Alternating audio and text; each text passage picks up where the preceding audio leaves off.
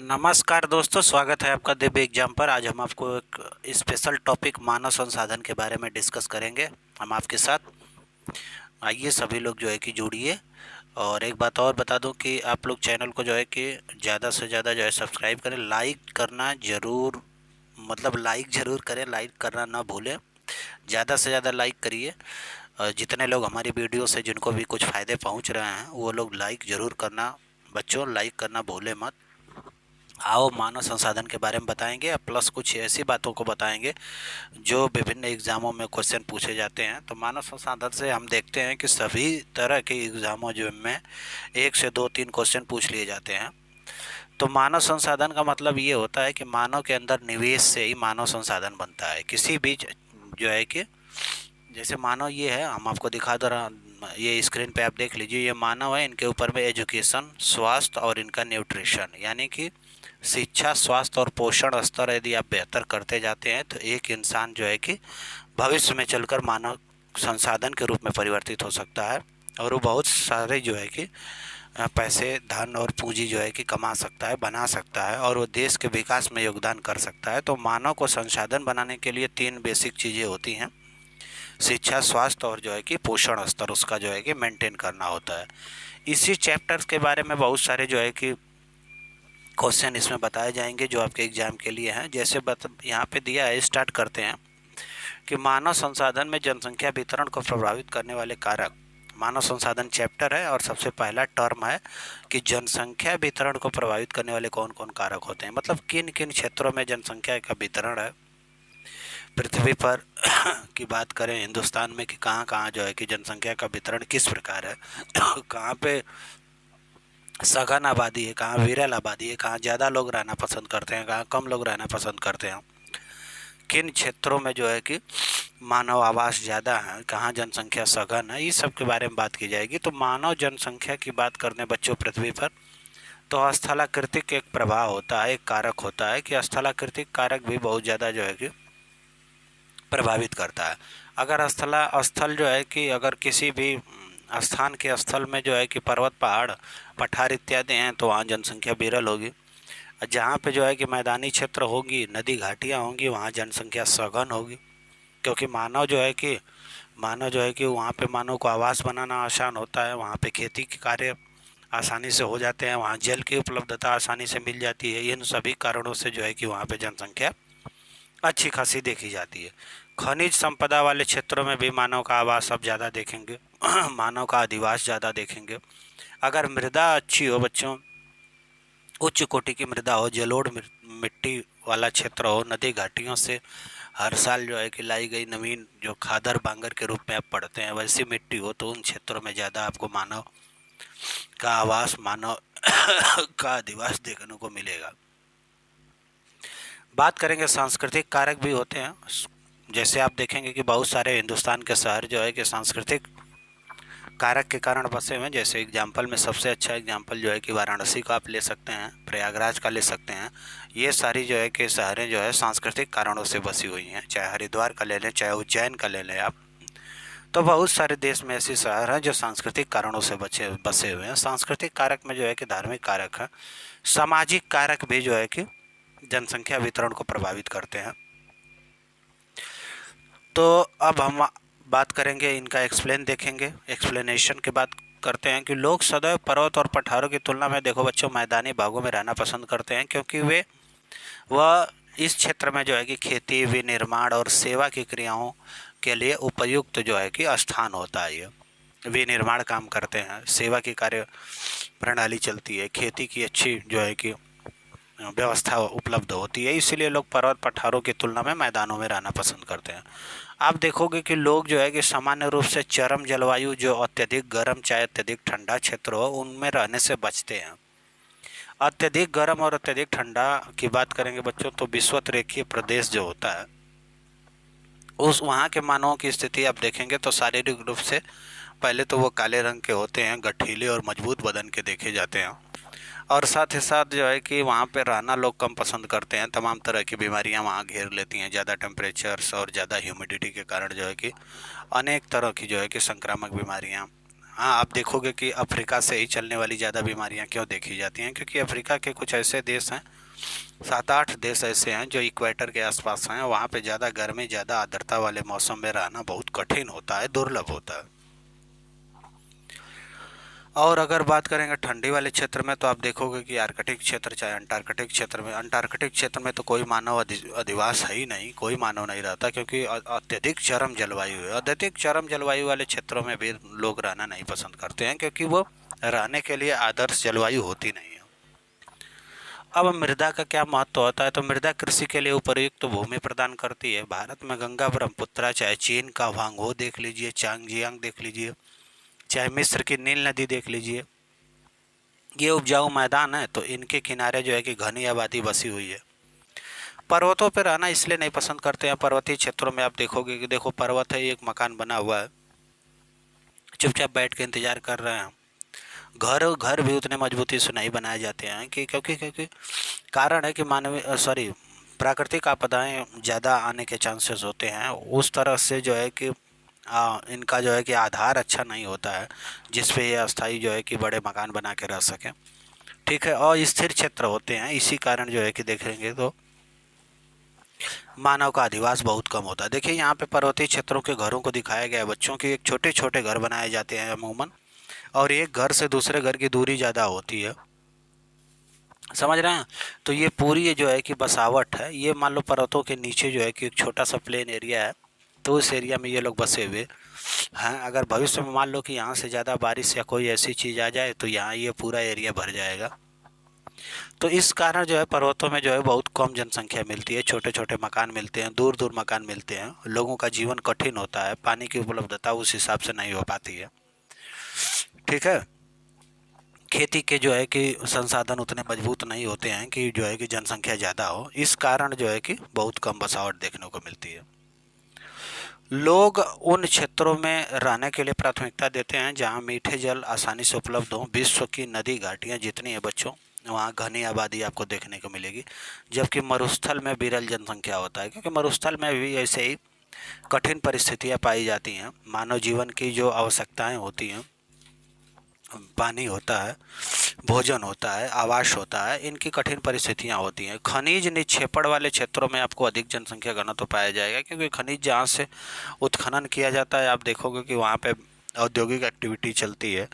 हाँ, दुनिया भर के जो है कि लोगों को एम्प्लॉय मतलब सॉरी रोज़गार मिलता है, रोज़गार की तलाश में लोग वहाँ जाते हैं, और रोज़गार करने के साथ साथ उनके परिवार का बसाव धीरे धीरे शुरू होता है। स्कूल, कॉलेज, विद्यालय, हॉस्पिटल इत्यादि खोले जाते हैं उन क्षेत्रों में, और अन्य तरह की गतिविधियां स्टार्ट हो जाती हैं, जिस कारण जो है कि खनिज निक्षेपण वाले क्षेत्रों में आप देखोगे तो अधिक जनसंख्या पाई जाती है। सामाजिक और सांस्कृतिक और आर्थिक कारक के रूप में अगर हम बात करें बच्चों,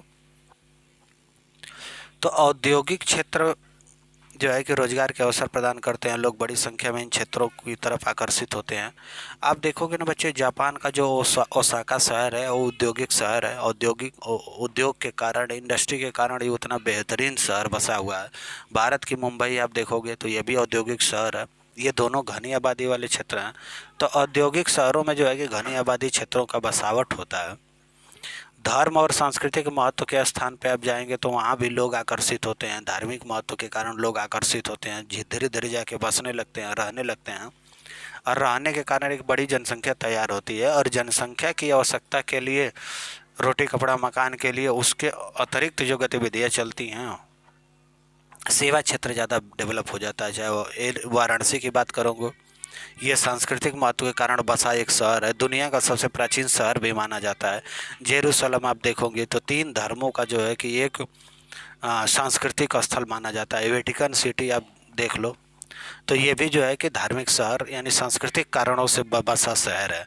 अच्छी आवास और शिक्षा और स्वास्थ्य सुविधाएं भी घनी आबादी को जो है कि प्रमोट करती हैं। उदाहरण के लिए पुणे एक ऐसा शहर है बच्चों, जहाँ पे आपको जो है कि अच्छी आवास, शिक्षा और स्वास्थ्य जैसी सुविधाओं का उत्तम व्यवस्था पाई जाती है, इसलिए उस क्षेत्र में घनी आबादी आपको देखने को मिलेगी।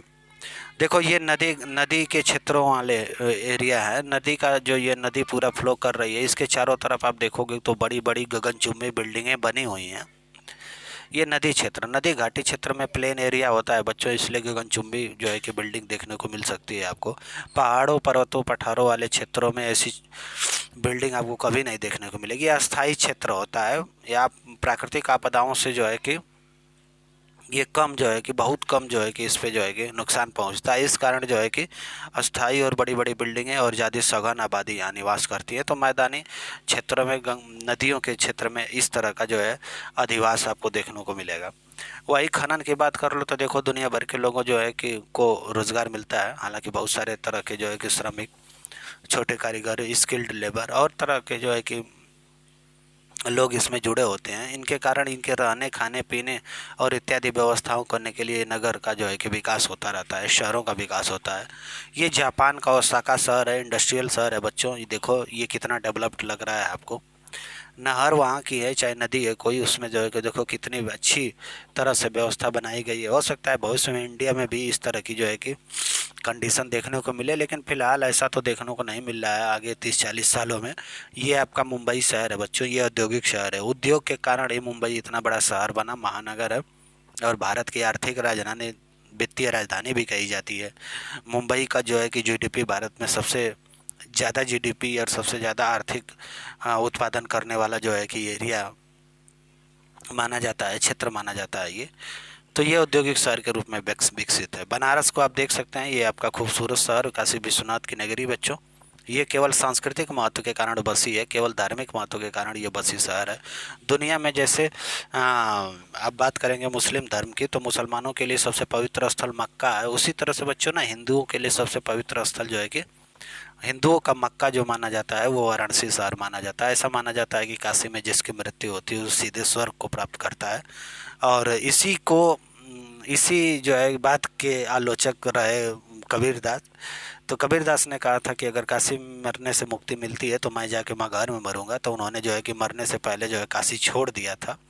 यानी इस सब सारी चीज़ों को जो है कि उन्होंने जो है कि आलोचना की कि ऐसी बात नहीं है, लेकिन ऐसा माना जाता है। इस कारण यह शहर बसा है।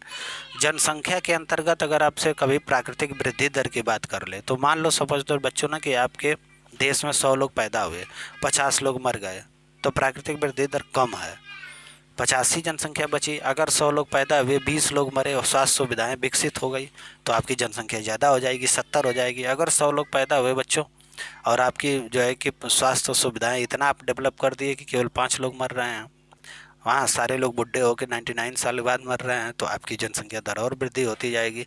तो जनसंख्या का वृद्धि होना एक और कारण है कि स्वास्थ्य सुविधाओं का जो है कि सुधार होना।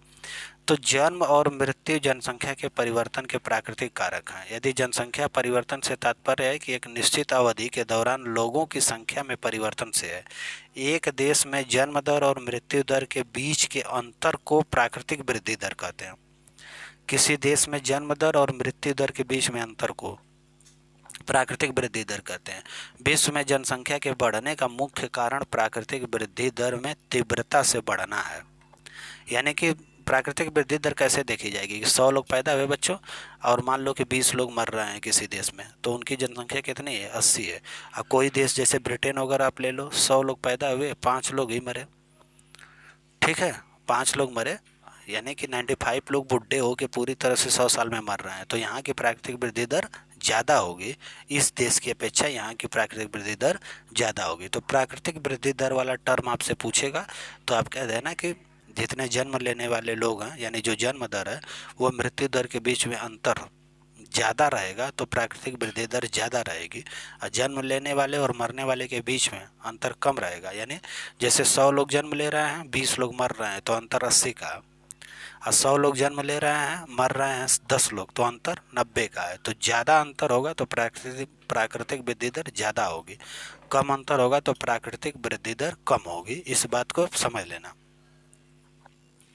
उत्प्रवासी और अप्रवासी आपसे पूछ देता है कि उत्प्रवासी किसे कहते हैं। तो जो लोग बच्चे अपना देश छोड़ के किसी दूसरे देश में पहुंच जाते हैं उनको उत्प्रवासी कहते हैं, रोजगार, भोजन इत्यादि की जो है कि संभावनाओं के लिए। और जो लोग जो है कि अपने देश में वापस आते हैं, जैसे उत्प्रवासी वे लोग होते हैं जो देश को छोड़ते हैं, और अप्रवासी वे लोग होते हैं जो देश में आते हैं, उनको अप्रवासी कहते हैं। आने वाले को अप्रवासी और जो है जाने वाले को उत्प्रवासी कहते हैं। इससे भी जनसंख्या के आकार में परिवर्तन होता है। अगर आपके देश में आप्रवास ज़्यादा हो तो आपकी जनसंख्या ज़्यादा तेज़ी से बढ़ेगी, और उत्प्रवास अगर आपके देश में जो है कि ज़्यादा हो तो आपकी जनसंख्या तेज़ी से घटेगी। ठीक है, आजकल हमारे देशों से ज़्यादातर लोग कनाडा और अमेरिका शिफ्ट हो रहे हैं, उत्प्रवास कर रहे हैं। ठीक है, और इंडिया में आने वाले जैसे बांग्लादेश और इत्यादि देशों से जो है कि छिटपुट आते रहते हैं, तो हमारे देश में आप्रवासन उनका हो रहा है। उत्प्रवास का मतलब हमारे देश से लोग सऊदी अरब, कुवैत, बहरीन, आप समझ रहे हैं ना, यूएई और इत्यादि देशों में, अमेरिका, कनाडा, ज़्यादातर लोग शिफ्ट हो रहे हैं, तो उनका उत्प्रवास हो रहा है। जैसे देख लीजिए, इनका उत्प्रवास हो रहा है, ये किस अमेरिका जा रहे हैं, यहाँ पे एक मूर्ति लगी हुई है, ये हमारे देश का कोई इंसान है, सारा बैग झोला डंडा लेकर अपना कहाँ जा रहा है, अमेरिका जा रहा है, तो इनको उत्प्रवास हो रहा है। इसको कहेंगे कि इनका उत्प्रवास हो रहा है। उत्प्रवास से जनसंख्या जो है कि में कमी आती है। और आप्रवासन, देखिए इन लोगों का आप्रवासन हो रहा है, या अपने देश में ही इंटर करने का प्रयास कर रहे हैं, तो इसकी वजह से जनसंख्या में जो है क्या होती है, बढ़ोतरी होती है।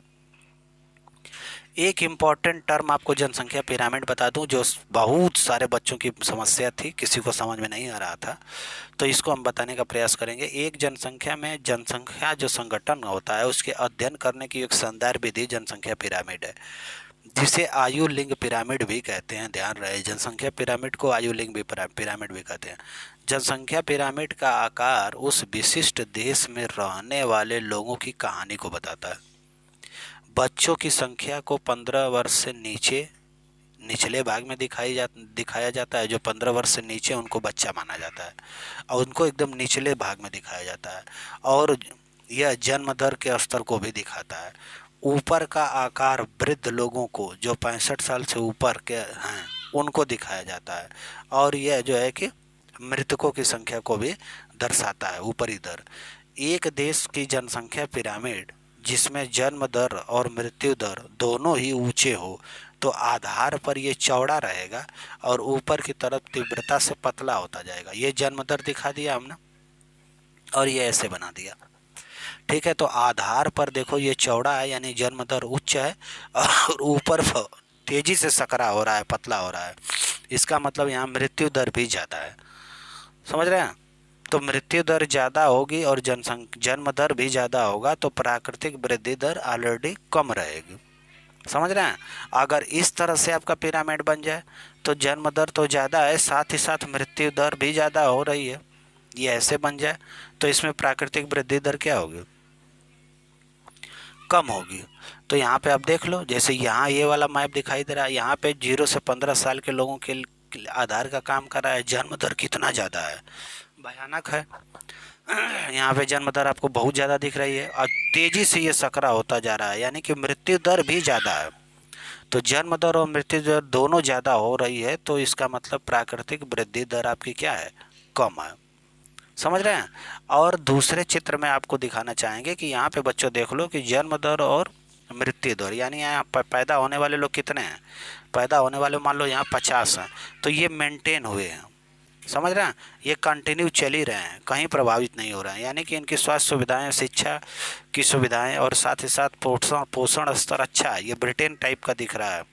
नॉर्वे, स्वीडन और डेनमार्क वाला देख लो, ये नॉर्वे, स्वीडन, डेनमार्क टाइप दिख रहा है, वहाँ के ये जनसंख्या का पिरामिड है। समझ रहे हैं? तो 90 साल तक देखो मैक्सिमम लोग जिंदा रह रहे हैं, 80 से 85, 75 साल से 80 साल तक तो सभी लोग जिंदा रह रहे हैं। तो इसका मतलब यहाँ प्राकृतिक वृद्धि दर क्या है? कम है। सॉरी, प्राकृतिक वृद्धि दर क्या है? ज़्यादा है। प्राकृतिक वृद्धि दर कम तब होगी जब ऊपर की तरफ सकरा होगा, ज़्यादा लोग मर रहे हैं, पैदा भी ज़्यादा लोग हो रहे हैं। 100 लोग पैदा हुए, 50 लोग मर गए, अंतर कम है, तो प्राकृतिक वृद्धि दर कम है। अगर 100 लोग यहाँ देखो जन्म ले रहे हैं, हाँ, और 20 लोग ही मर रहे हैं, तो यहाँ पे अंतर कितना है? ज़्यादा है। तो अंतर ज़्यादा हुआ, तो प्राकृतिक वृद्धि दर क्या है इनकी? ज़्यादा है। तो ये हो गया जनसंख्या पिरामिड की पूरी कहानी बच्चों। इस लेक्चर में आपको 2-3-4 टर्मिनोलॉजी ऐसी बताई गई है जो कहीं नहीं आपको मिलेगा, किसी भी स्तर से आपको नहीं समझाया जाएगा। आप लोगों से यही निवेदन है कि ज़्यादा से ज़्यादा लोग लाइक करें हमारी वीडियो को, जिनको जिनको ये बातें पसंद आई हैं, ये चैप्टर जो है कि उनके लिए रेलेवेंट लग रहा है, हम तो सिलेबस के अनुसार पढ़ा रहे हैं, तो आप इसको लाइक ज़रूर करें, लाइक करना ना भूलें। Thank you so much. अब आप इसको देखिए।